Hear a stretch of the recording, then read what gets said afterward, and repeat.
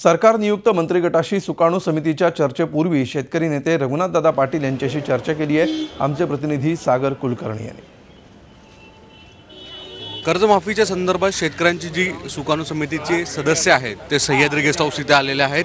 ते आज मंत्रिमंडळाच्या सदस्यांबरोबर जी समिती करण्यात आलेली आहे त्यांच्याशी चर्चा करणार आहेत। आपल्यासमोर रघुनाथदादा आहेत। जे विषय 3 एप्रिलला ठरलेले आहेत तेच प्रमुख 2 विषय आहेत। आज सुद्धा की कर्जमुक्ती संपूर्ण सर्व शेतकऱ्यांची सर्व कर्जे माफ करणे आणि पुन्हा कर्ज होऊ नये म्हणून उत्पादन खर्च अधिक 50% नफा असा शेतीमालाला भाव दिला पाहिजे।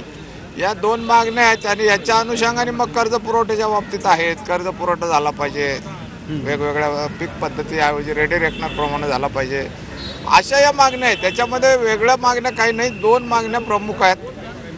कर्जमुक्ती ते सर्व शेतकऱ्यांची सर्व कर्जातून आणि पुन्हा कर्ज होऊ नये म्हणून उत्पादन खर्च अधिक 50% नफा असा भाव, या 2 मिळाले की आमचं मागण्या नाही। बच्चू कडू आपल्या समोर आहेत। तुम्ही कोणती मुख्यतः मागणी समोर मांडली जाणार आहे? सुकाणू समितीच्याच मागण्या राहणार आहे। मी काही वेगळी मागणी तिथं मांडणार नाही। तर ही जे चर्चा आहे ती प्रमुख जे काही मुद्दे सुकाणू समितीमध्ये ठरले तेच होणार, दुसरं काही त्याच्यात वेगळी मागणी मांडण्याची गरज नाही। सगळे सदस्य जे आहेत ते सगळे येणार आहेत? येईल ना, सगळेच येईल।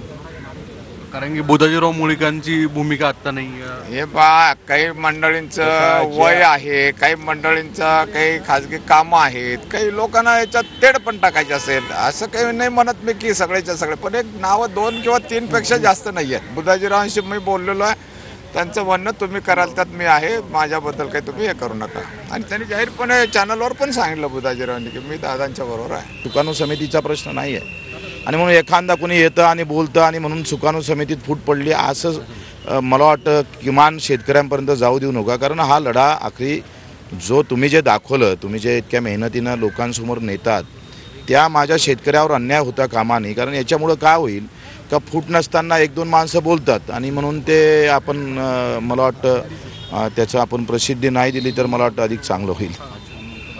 जी भूमिका आहे सुकाणू समितीची ती एकत्रित राहण्याची आहे असा दावा संघटनेचे सदस्य करतात। व्हिडिओ जर्नलिस्ट विद्याधरसह सागर कुलकर्णी, झी मीडिया, मुंबई। आणि पुन्हा एकदा आपण सागर कुलकर्णींकडे जाऊया। सागर, या क्षणी काय परिस्थिती आहे, कशा प्रकारे आता मोर्चे बांधणी होताना दिसते सुकाणू समितीकडून सुद्धा आणि सरकारकडून सुद्धा?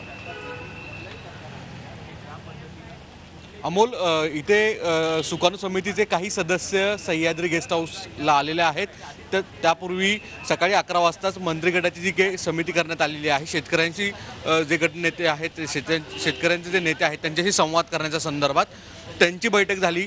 आणि त्याआधी सकाळी 9च्या दरम्यान मुख्यमंत्र्यांसमोर जे मंत्री आहेत त्यांनी चर्चा केली, असा हा उलटा घटनाक्रम आहे। पण सगळ्यात महत्त्वाचं म्हणजे काही वेळापूर्वी आता काही सदस्य आलेले आहेत। राजू शेट्टी आणि शेकापचे जयंत पाटील हे काही क्षणात इथे पोहोचतील असं सांगितलं जात आहे। काही जे सदस्य आलेले आहेत ते आत गेलेले आहेत, त्यांच्याबरोबर शेतकरी प्रतिनिधित्व गेलेले आहेत आणि त्यांच्याशी आता काही चर्चा सुरू झाल्याचं समजतं आहे। ज्यावेळेस राजू शेट्टी आणि शेकापचे जयंत पाटील येतील त्याच्यानंतर प्रमुख चर्चा होईल।